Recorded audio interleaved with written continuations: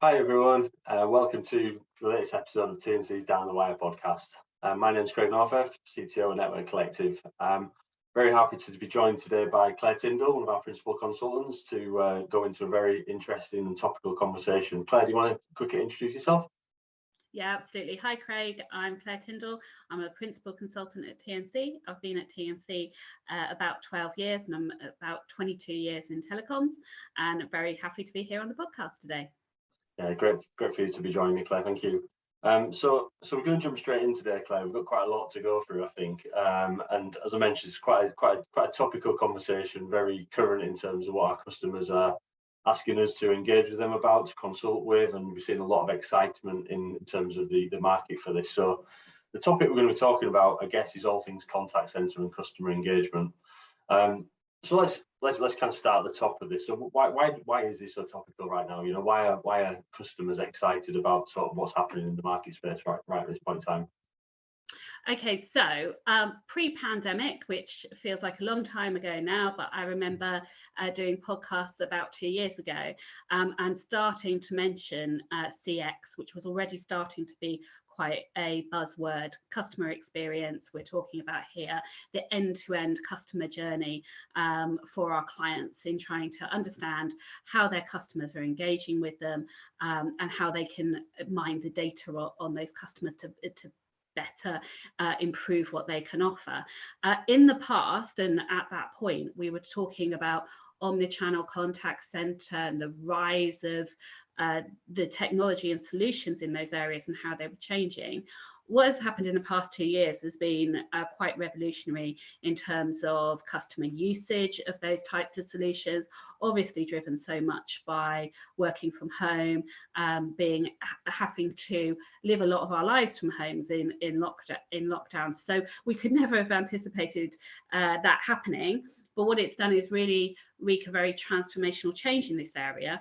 And now we're seeing clients really get to grips in procurement processes and solutions from suppliers that are that true CX, customer experience and end-to-end journey. And that's across all aspects of UC and contact center. So that's what we're talking about. And that's why it's so relevant and topical today. It's been one of the greatest areas of telecoms change in the past 2 years. And we're seeing that very much reflected in the projects that we're dealing with now at TNC. Yeah, I think that's a really good summary, Claire. I think we've seen a number of forces at play here, aren't we? So we're seeing different demands and challenges in terms of what customer expectations are. So we're starting to see more acceptance of things like digital channels now and being able to engage, even potentially through self-service capabilities, through bots, even through maybe social media type applications. So a bit of a sea change away from picking up the phone and speaking to a particular agent. You might be able to self-serve your query now through some sort of automation. I think we're seeing that at play. I guess the other force here as well is obviously from an operational perspective, where customers are under cost challenges. They're trying to drive out costs from the business. One way of doing that is obviously reducing the cost to serve, maybe making the average handling time of customer service agents a bit shorter, so they don't necessarily need as many. So there's lots of dynamics, I guess, pandemic being one of the key things, and that's accelerated, I guess, some of the change. So maybe if we kind of focus and sort of drill down into a couple of these areas, and we tend to look at this, don't we, through a number of different lenses. And I think all of these things, when we talk about CX, the prime lens to look through is obviously the customer lens. So what does the customer want? How do you deliver that service to the customer? The customer's king ultimately, isn't it? So what kind of things are we seeing that our customers want from us in terms of looking at how they deal with and engage with their customers? Yeah, so like you say, you've got the customer lens, the end user, and what their expectations would be. So self-serve is now really coming to the fore from the customer's point of view and what they're demanding.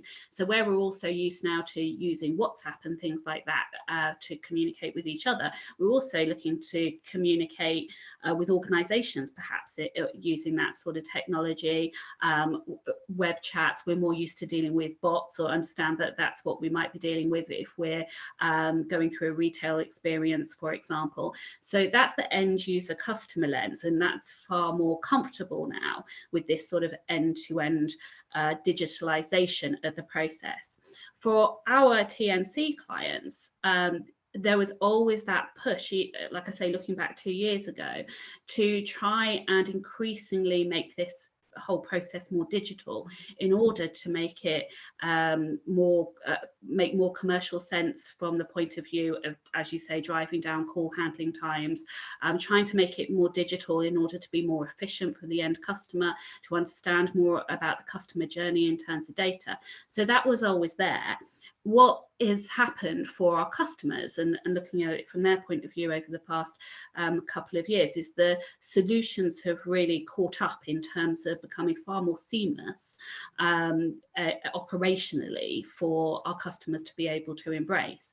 So whereas before they might have been joining together several component parts, so UC part over here, a telephony approach over there, some bots over here for some multi-channel capability, they're looking at that as a whole holistic picture now, and looking from the customer point of view, that reaps a lot of benefits, and we're really seeing that in the case studies that we're working with internally in terms of how our customers are approaching CX.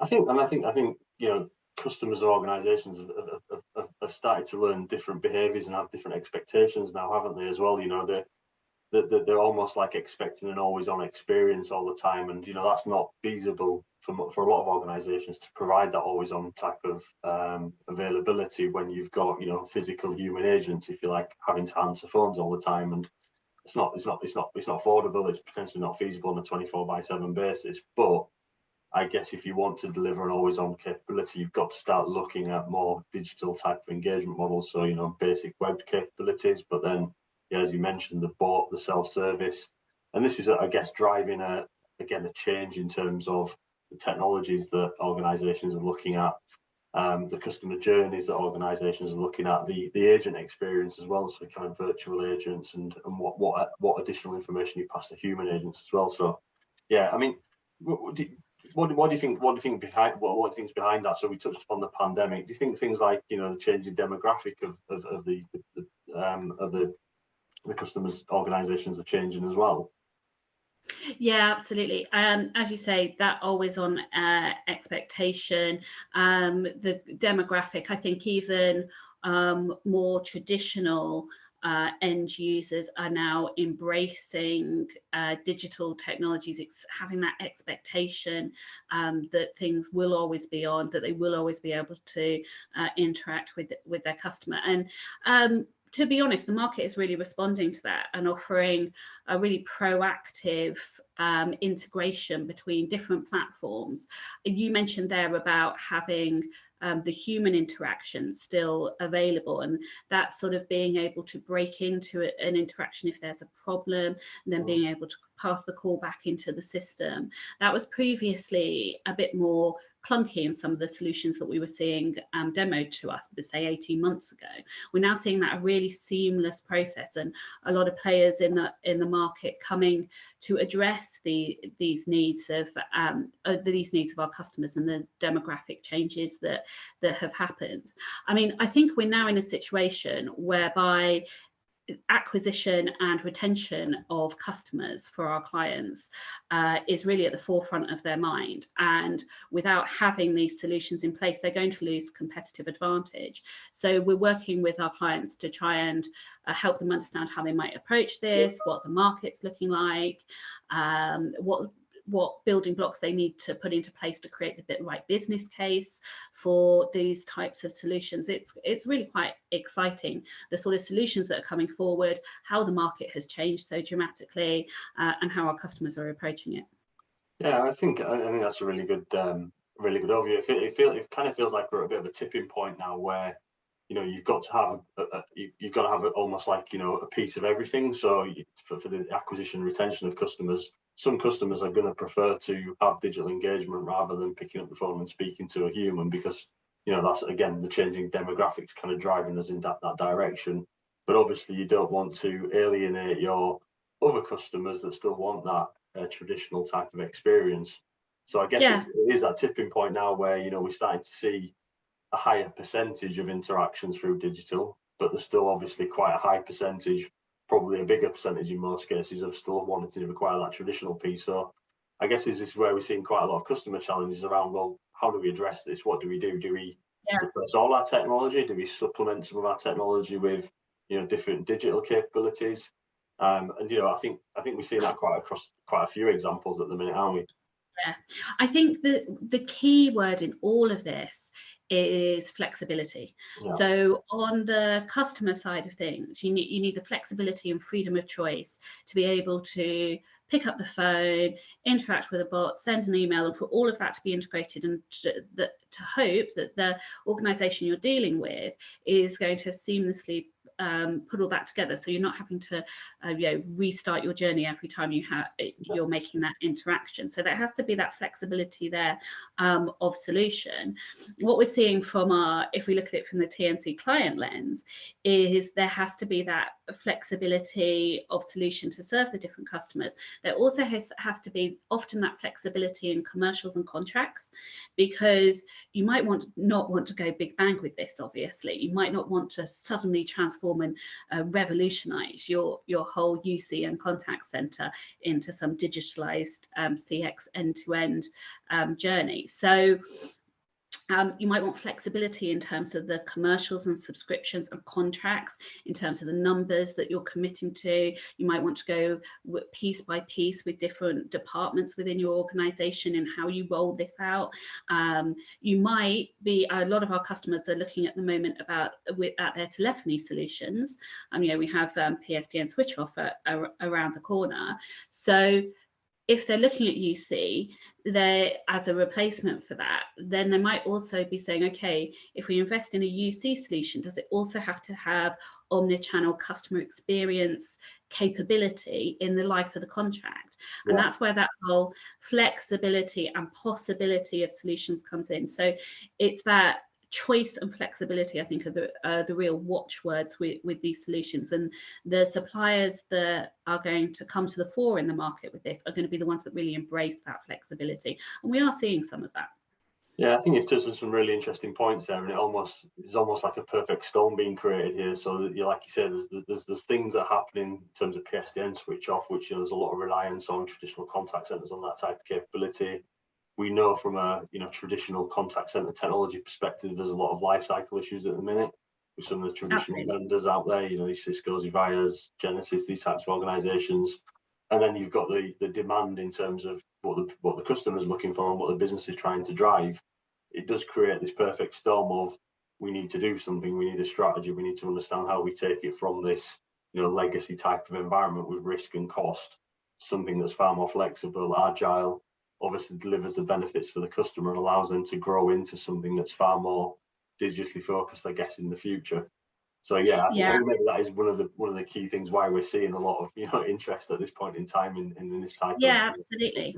And also, I think for our clients, it can be quite bewildering from a technology perspective, because there are now because things have moved so quickly, as we've already talked about, because this tends to bleed into lots of different areas, your internal telephony solutions, your organizational and external UC, your contact center, your digital transformation, if you've got that strategy happening.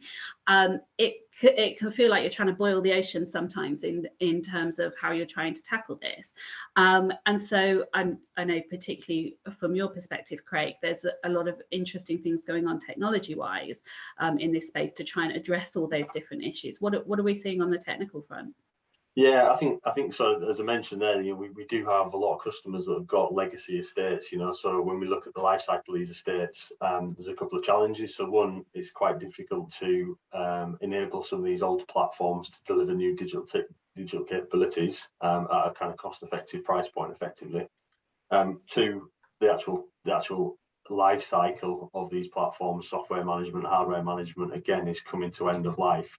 So people are starting to look now at, you know, what is the alternative. I think if we look back at the procurement process that we've run over the last 18 months or so, all of the replacement platforms have been cloud-based. So we're very much not seeing anybody put any investment into on-premise platforms anymore. So that kind of points to the maturity of some of these cloud-based platforms now being there. You know, they're ready, they're fully baked, if you like, in terms of being able to be consumed as a available, stable type of service platform. And I think as we move more into that as a service model, you know, adding new capability like digital, like you know, web chat, like natural language, like WhatsApp type social integrations, these things are quite easy to do because you're subscribing to a service, you're not necessarily building a platform. So we're seeing much more of that. I think in more recent times, and again, some projects we've been working on, we seem to have a new breed of suppliers coming into the market. So we've seen the hyperscalers playing in this, you know, the AWSs, the Googles for the last few years, and again, the uptake of them types of platforms has been really strong. But I think now we're seeing more software houses coming into the mix. So we're seeing a lot of AI-based organizations, which are really focused on effectively creating a customer journey based on artificial intelligence. So you've been able to dip into natural language, being able to use machine learning, being able to really create a very dynamic customer journey, which, you know, depending on what's said, depending on what options are selected, depending on thresholds in terms of the account, or, you know, if it's a sale or if it's a delivery, there'll be things that can happen triggered as part of that. So, you know, we've got I know we've been working on some really interesting projects around this where it's going much beyond, you know, the kind of traditional digital engagement. It's going into really, you know, enriched digital experience. So I think the technology space is again very exciting. It probably is worth calling back at the complexity of this. So moving from, you know, a traditional environment that you've had stability for many years into something that's cloud-based, not necessarily fully in your control, may require different skills and capabilities to design that full end-to-end piece. It's quite a scary journey, and, you know, it does need some assistance, it does need some thought process, and it's obviously got to be driven in terms of how do we deliver the best customer experience for the most appropriate, you know, price point, if you like, and the best contract, and get that flexibility out of it. So yeah, I think, you know, technology wise, lots of exciting stuff going on. I think customer lens bit, we've touched upon that really well. I guess, you know, maybe one bit that we've not looked at is what does this actually mean from an operational perspective? So, you know, if we look at the agents, what happens to the agents? Are the agents, you know, still the same old agents, or are they enriched or empowered agents because they've got better information, data? You know, where's that going, do you think? Again, we come back to the flexibility factor in one sense, because what has happened with a lot of contact center agents over the past couple of years is obviously far greater home working of agents. And so operationally, as you start to approach this, you need to think about not just where your entire internal workforce will be based, and embracing hybrid working, embracing remote working, which you know, obviously people are going back to offices now gradually, but a lot more hybrid working we are seeing, and that applies also to the agents within the contact center. So you're going to have systems in place for workforce management, queue management, that reporting and MI on how your agents are operating, that needs to be as functional from a remote perspective as it would be as if your agents were sitting in front of you in the traditional call center. And that, again, we're back to that flexibility word, in that often you might have agents that are in the field, even you know, doing hybrid types of jobs that maybe need mobile capability of these solutions, as well as being sat at home at the laptop. So as you say, from a technical perspective, a lot of these solutions are really stepping up a gear.